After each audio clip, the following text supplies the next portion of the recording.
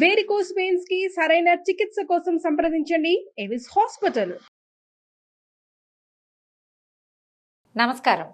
మాఘపురాణం 8వ రోజు పారాయణలోకి వచ్చాం. మృగశృంగుడు అనే బ్రాహ్మణ యువకుడు తనకి కాబోయే భార్య అయినటువంటి సుశీలని, ఆమె యొక్క స్నేహితురాళ్ళిద్దరినీ కూడా అపమృత్యువు నుంచి రక్షించాడు. యమధర్మరాజు కోసం భీషణమైన తపస్సు చేసి 3 అమ్మాయిల్ని బతికించాడు. పునర్జీవితులైన ఆ ఆడపిల్లలు 3 ఏం చెప్పారో చూద్దాం. మృగశృంగుని మంచితనం వల్లను, పట్టుదల వల్లను, యమధర్మరాజు యొక్క కృపాకటాక్షాల వల్లను మరణించిన ఆ 3 కన్యలు మరలా పునర్జీవులై నిద్ర నుండి మేల్కొన్నట్టుగా లేచారు. వారు చూసినటువంటి యమలోక విషయాల్ని వారి తల్లిదండ్రులకి, ఈ వింత విడ్డూరము అవి చూడ్డానికి వచ్చినటువంటి అశేష ప్రజానీకానికి ఇలా తెలియజేశారు.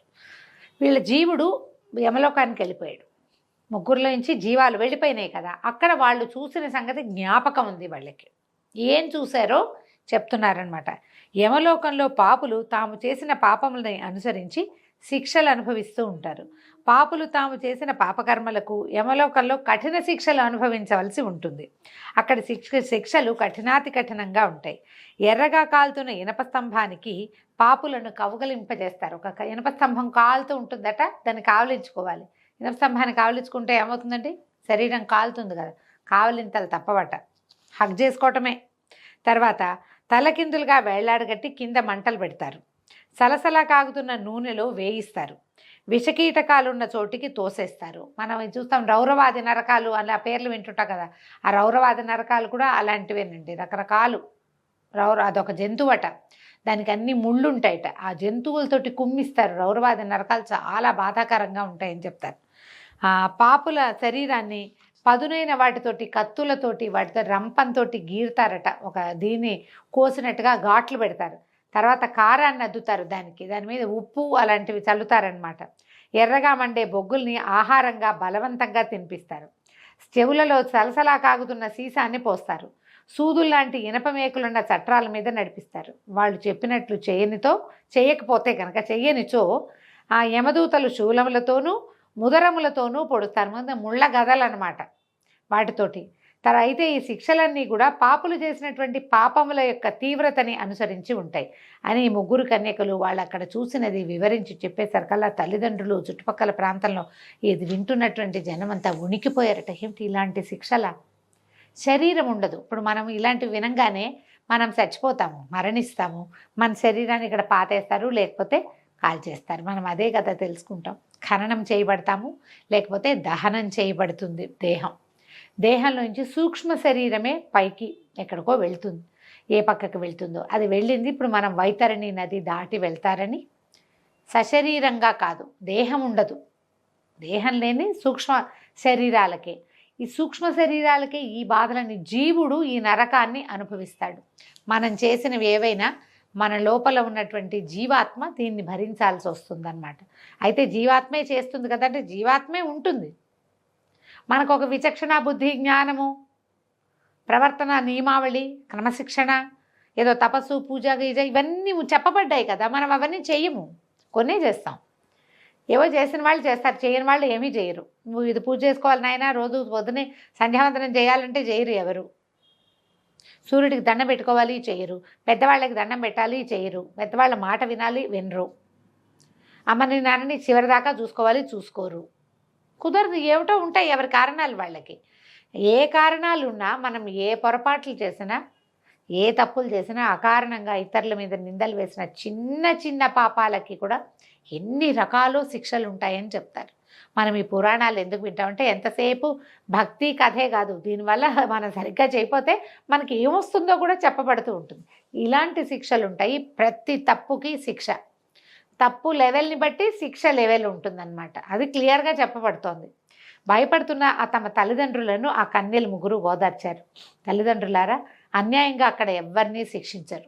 మనం చేస్తాం అన్యాయాలు, ఈ నరకాల్లోనూ అక్కడ అన్యాయాలు ఏం జరగవు, అంతా న్యాయంగానే జరుగుతుందట.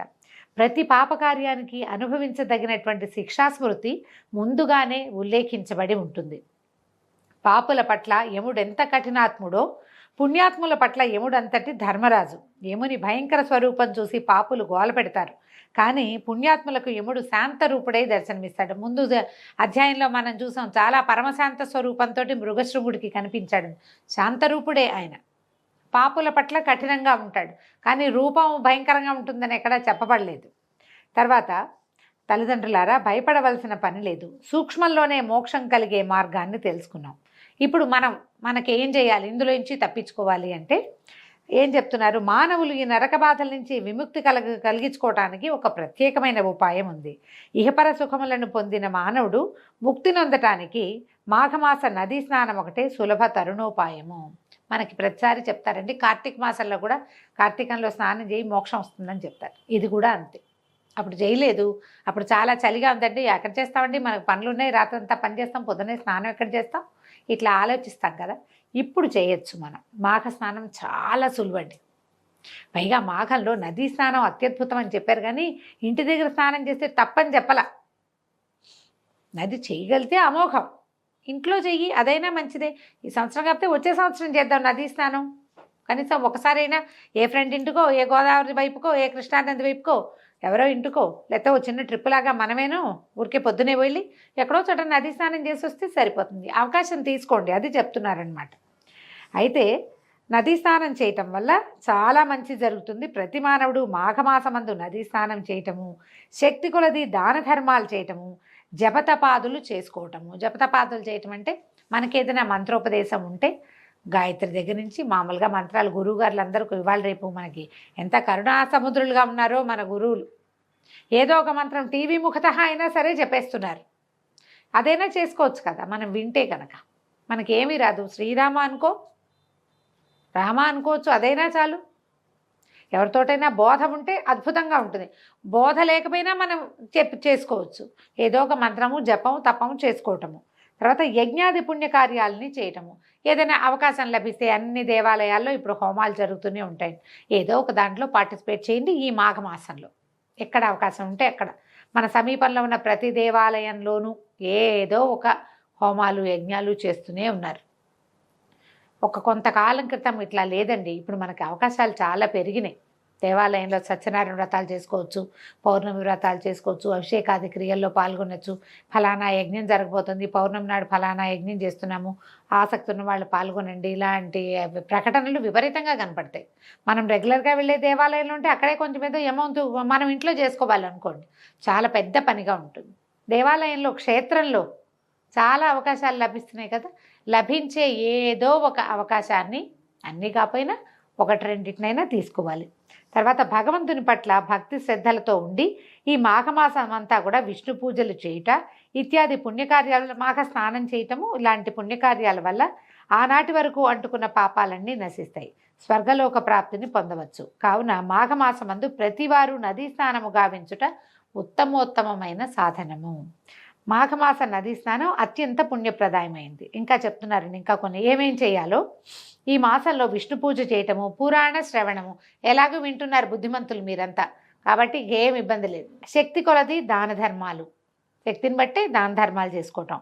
నిష్కల్మష హృదయంతో శ్రీమన్నారాయణుని పూజించుట, స్మరించుట, విష్ణు సహస్రనామ పారాయణ, లేకపోతే కనీసం కేశవనామాలు చెప్పుకుని అయినా అర్చన చేసుకోవటం ఇత్యాది కృత్యాల్ని చేయవలను. అట్లు చేసినచో శ్రీమన్నారాయణుని కృపకు పాత్రులై విష్ణు సాయుధ్యాన్ని పొందుతారు.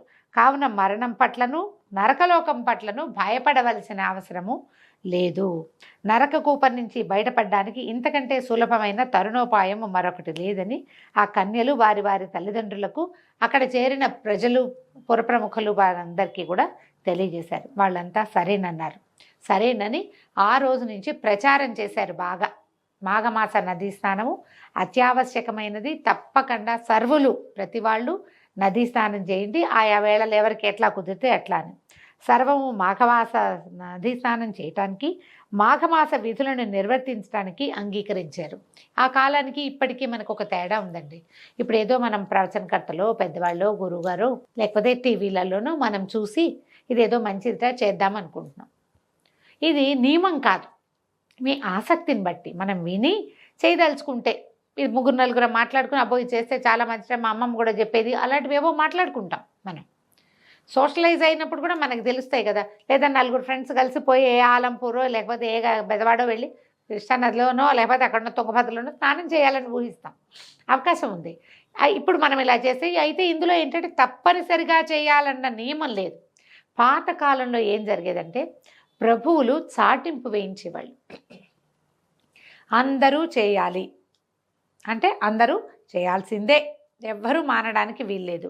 మనం చాలా ఈ వ్రత కథల్లో వాటిల్లో చూస్తాం. ఏకాదశి వ్రతమహత్యం మన అంబరీషోపాఖ్యానం చెప్పి చదువుతున్నప్పుడు అంబరీషుడు ప్రజలందరూ ఏకాదశిని నిర్వర్తించాలి అని ఖచ్చితంగా ఆజ్ఞ జారీ చేసి ఉంచాడు. అందుకని ఆ దేశంలో ఉన్న వాళ్ళందరూ ఏకాదశి వ్రతమహత్యాన్ని అనుభవించారు. వాళ్ళంతా కూడా ఏకాదశిని చేసుకునేవాళ్ళు. అలా మనకి ఇప్పుడు ఈ పాత రోజుల్లో ఏంటంటే ఒక ఆజ్ఞలు జారీ చేసి అందరూ చేయండి అంటే ఎవరో గర్భవతులు, చంటి పిల్లల తల్లులు, పాలింతరాళ్ళు, వృద్ధులు, ఏదైనా రోగగ్రస్తులు, చలికాలం అవి పడని వాళ్ళు, అసలు నీరే పడని వాళ్ళు కొంతమంది ఉంటారుగా, వాళ్ళని వదిలిపెట్టి చేయగలిగే వాళ్ళందరూ కూడా ఆ అవకాశాన్ని వినియోగించుకునేవాళ్ళు. ఇప్పుడు మనం కూడా అలాంటిదే చేసుకుంటే బాగుంటుంది. అవకాశం ఉంటే చూడండి మరి. అయితే దీంతో 8వ రోజు పారాయణ పూర్తయిందండి. రేపు ఉదయం 9వ రోజు అధ్యాయంలో మళ్ళీ కలుసుకుందాం. నమస్కారం.